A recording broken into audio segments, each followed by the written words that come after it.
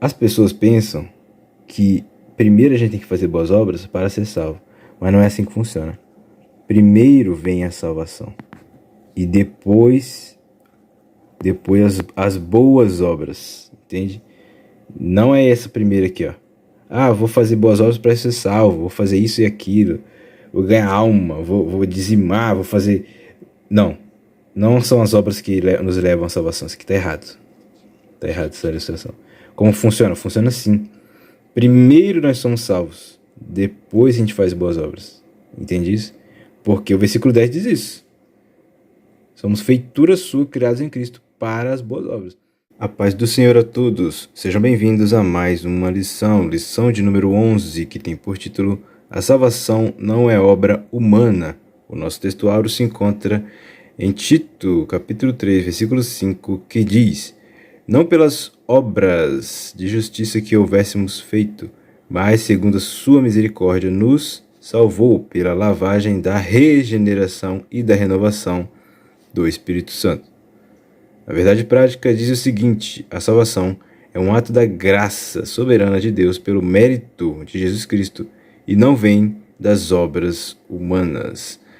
O nosso textuário e a nossa verdade prática indicam que as obras humanas não são suficientes para a salvação. As obras humanas, elas não têm a capacidade de salvar o homem. Portanto, a nossa leitura bíblica em classe, que está em Efésios capítulo 2, versículos do 1 ao 10, vai mostrar tanto o estado natural do ser humano antes da salvação, o seu estado deplorável, miserável, bem como a restauração pela graça de Deus em Cristo Jesus. Introdução. Como nós já acabamos de mencionar, a nossa leitura bíblica em classe mostra um contraste entre o estado espiritual da miséria humana e a restauração à comunhão com Deus. Além disso, é claro, a impossibilidade de qualquer pessoa angariar a salvação por meio do seu esforço próprio, e até mesmo de desejar a salvação ou sentir necessidade de Deus, senão por intervenção divina direta por meio do Espírito Santo. A nossa palavra-chave é salvação. Salvação no grego é soteria.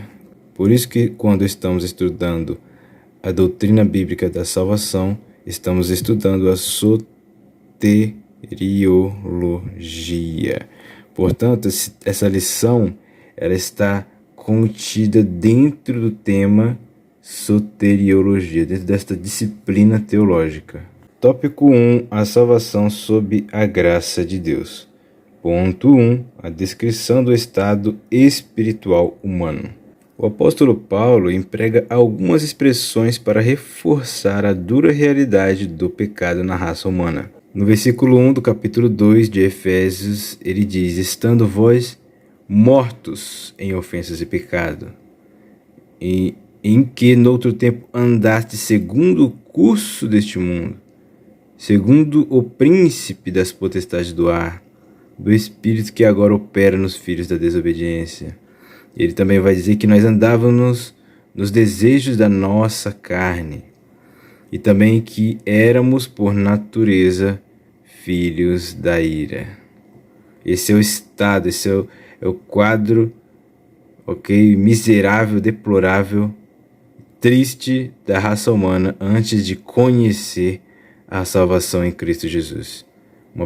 Éramos mortos, estávamos mortos em ofensas e pecados, né? Porque a palavra de Deus vai dizer em Romanos capítulo 6, versículo 23, que o salário do pecado é o quê? É a morte. Por isso estávamos mortos em ofensas e pecados. Ok? E éramos por natureza filhos da ira. Ou seja, é algo que o ser humano já vem ao mundo nesse estado, né? É natural do ser humano. Ele já vem, ele já nasce inimigo de Deus. Ele já nasce contra Deus. Ele já nasce condenado. Ok? Porque em João capítulo 3, versículo 18, vai dizer que aquele que não crê em Cristo já está condenado.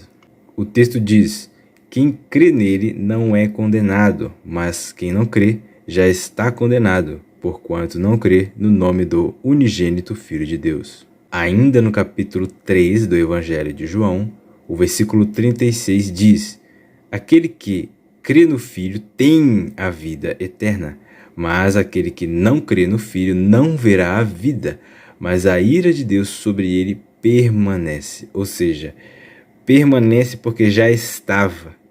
O ser humano já vem ao mundo nesse estado de inimizade contra Deus, estado de morte espiritual, ok? E qual é o resultado? Quais são as obras de alguém que está morto espiritualmente? São pessoas que andam conforme os desejos da sua carne, conforme a vontade da carne e dos pensamentos, ok?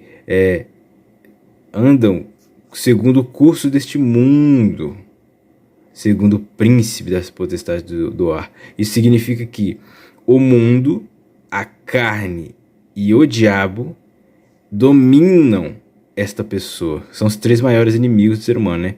O mundo, a sua carne e o próprio diabo, que é o príncipe da potestade do ar, o espírito que opera agora, hoje, nos filhos da desobediência. Esses filhos da desobediência são aqueles que estão dominados pelo mundo, pela carne e pelo diabo. Nós éramos assim, nós éramos, por natureza, filhos da ira, porque estávamos aqui, ok?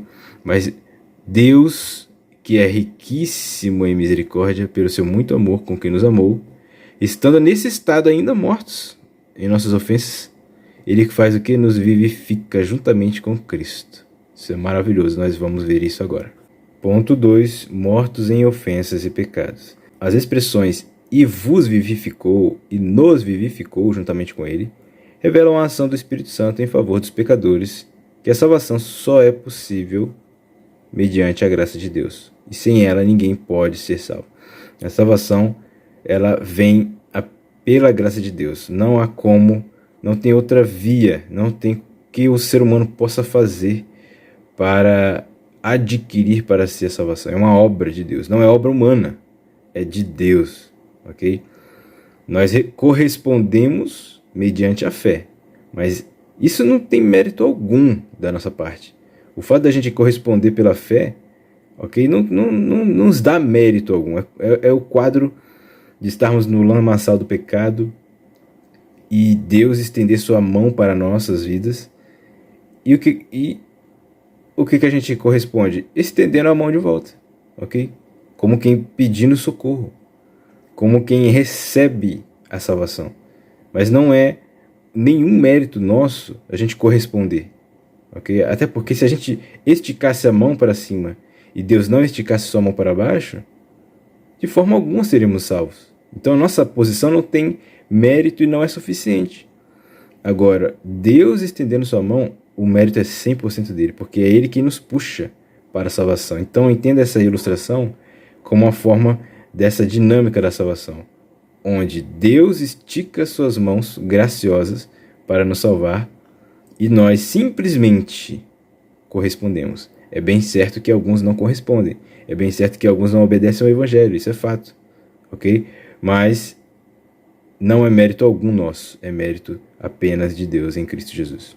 Mas há algo que precisa ser esclarecido. As expressões mortos em ofensas e pecados, mortos em nossas ofensas, elas não devem ser entendidas literalmente por se tratar de uma metáfora, uma das figuras de linguagem para descrever o estado da queda espiritual. Por morte espiritual, a Bíblia quer dizer que a humanidade caída está separada de Deus, conforme Isaías, capítulo 59, versículo 2, que diz o texto: "Mas as vossas iniquidades fazem divisão entre vós e o vosso Deus, e os vossos pecados encobrem o seu rosto de vós, para que vos não ouça." Ou seja, o pecado, ele é o que nos separa de Deus. Okay? Morte espiritual significa essa separação. Morte significa separação. Morte significa separação. Então nós estamos... essas expressões mortos em ofensas e pecados, mortos em ofensas, significa essa morte espiritual, não literal. A gente está vivo, a gente está andando, a gente está falando, entende? A gente está vivo, mas mortos como? Espiritualmente, ok? Separados de Deus, que é o que o texto de Isaías 59:2 diz. Mas não significa aniquilação espiritual total. Não significa que mortos simplesmente uma aniquilação espiritual total. Não. É mortos por quê? Espiritualmente. Porque o texto ali, né, a introdução do capítulo 2 de Efésios, do versículo 1 em diante, vai dizendo qual é as atitudes, as obras de quem está morto espiritualmente. Andava segundo os desejos da sua carne, conforme o espírito que opera nos filhos da desobediência, assim por diante. Entende? Isso é morte espiritual. É viver e fazer aquilo que está na contramão da vontade de Deus. Ponto 3. A exegese dos versículos 8 ao 10. Essa passagem bíblica elimina qualquer interpretação ou tentativa de salvação com ajuda humana ou de qualquer esforço adicional para complementar a obra de Cristo. É verdade, o texto de Efésios capítulo 2, versículos do 8 ao 10, eliminam qualquer participação humana meritória para a salvação, qualquer esforço adicional para complementar. Não é como se Deus fizesse 50% e a gente fizesse 50%. Não é bem dessa forma. Por quê? Porque é mérito 100% dele. Ainda que nós correspondemos com a fé, sem a fé, com a fé, mas sem a graça de Deus, a nossa fé não valeria de nada. Entende isso? Todo ser humano no mundo ele tem a capacidade de depositar a sua fé em Deus, mas nem todos o fazem, ok? Mas a gente fazendo ou não, a gente só alcança a salvação pela graça, não tem outro caminho. Portanto, esse versículo elimina qualquer interpretação de tentativa de salvação com alguma ajudinha do ser humano. O ser humano não ajuda na sua salvação. O ser humano simplesmente recebe esta graça pela fé. O que não é nenhum mérito do homem, ok?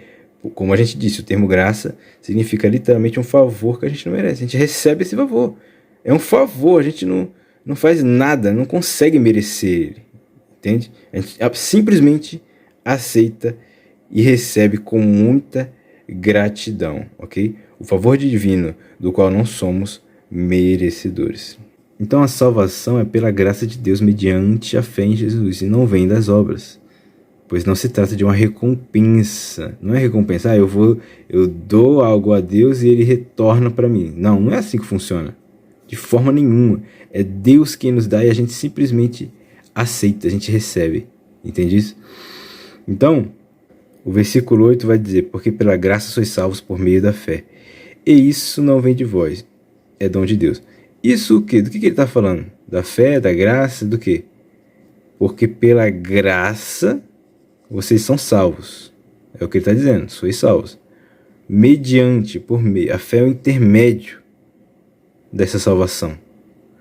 Isso o quê? A obra completa. A graça, por intermédio da fé, não vem de nós. A graça, por intermédio da fé, não vem de nós. É uma dádiva, é um dom de Deus. Ok? Deus, olha só, Deus, Ele que permitiu, pelo beneplácito de sua vontade, este mecanismo de a salvação ser pela graça dele. E a simples obra, se é que pode se chamar de obra, da nossa parte é a fé. A simples atitude do ser humano é a fé. Deus que escolheu esse mecanismo.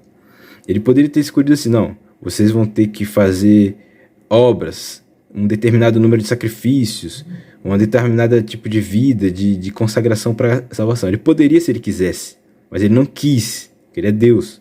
Então qual é o mecanismo da salvação? A graça dele. Ele quer, ele nos dá de graça para nós, né? Para nós não custa nada, para ele custou, o sacrifício na cruz do Calvário. Mas é de graça na nossa perspectiva, porque a gente não faz nada, a gente não merece, a gente não paga. É de graça para nós porque a gente não paga, ok? Mas é por meio da fé. E essa salvação por meio da fé, ok? Ou seja, esse pacote completo que é a salvação pela graça por meio da fé, é um dom de Deus. Foi Deus quem escolheu essa forma de nos salvar. Não vem de nós, ok? Então não vem nem das obras, que é o versículo 9. Por que não vem das obras? Para ninguém se gloriar. Para ninguém bater no peito e falar, eu consegui, eu me consagrei o suficiente, eu sacrifiquei sacrifício o suficiente, eu cumpri a meta. Não vem das obras para ninguém falar esse tipo de coisa. Ok? E onde as obras entram? Então quer dizer que a gente não é para fazer obra nenhuma? Quer dizer que as obras a gente descarta, a gente vive de qualquer jeito? Não. O versículo 10 responde isso. Porque somos feitura sua, criados em Cristo Jesus, para as boas obras. Ok? Nós fomos criados em Cristo para as boas obras. Nós fomos regenerados, que é o nosso texto, pela renovação do Espírito Santo. A regeneração que vem do Espírito Santo. Ou seja, criados nele. Regenerar é gerar de novo. Fomos gerados de novo. Criados nele, em Cristo, por um motivo, para as boas obras. Então as obras entram, as quais Deus preparou para que andássemos nela. As obras entram porque Deus prepara elas para a gente andar nessas boas obras. É assim que funciona. As obras, ok? Ela e a salvação, né? Bom, as obras e a salvação. As pessoas pensam que primeiro a gente tem que fazer boas obras para ser salvo. Mas não é assim que funciona. Primeiro vem a salvação. E depois as boas obras. Entende? Não é essa primeira aqui, ó. Vou fazer boas obras para ser salvo. Vou fazer isso e aquilo. Vou ganhar alma. Vou dizimar. Vou fazer... Não são as obras que nos levam à salvação. Isso aqui está errado. Está errado essa ilustração. Como funciona? Funciona assim. Primeiro nós somos salvos. Depois a gente faz boas obras. Entende isso? Porque o versículo 10 diz isso. Somos feitura sua, criados em Cristo, para as boas obras. Então, primeiro nós somos salvos. Depois vem as boas obras. Ok? As obras não nos salvam. Mas as obras é resultado de que fomos salvos. Entende isso? Essa é a dinâmica. É simples assim. Não tem por que confundir. Não tem por que colocar, né, a carroça na frente dos bois. As obras na frente da salvação. Não funciona. Não, é pela graça que somos salvos. Então, pela graça, sendo salvos pela graça mediante a fé, aí sim as boas obras começam a aparecer. Os frutos dessa salvação. João Batista vai dizer, produzir, pois, frutos dignos de arrependimento. Ou seja, provem que vocês se arrependeram. O que vai revelar a nossa salvação? Agora as boas obras. Diferente das obras que a gente fazia antes. Quais eram as obras? A gente andava segundo o curso deste mundo. A gente era desobediente. Ok? A gente andava conforme o desejo da nossa carne. Essas eram nossas obras. A gente fazia as obras da carne. Ok? Mas Deus, pelo seu infinito amor e misericórdia, nos vivificou, estando nós mortos em ofensas e pecados, e nos criou, gerou em Cristo, regenerou. Somos feitura sua para as boas obras.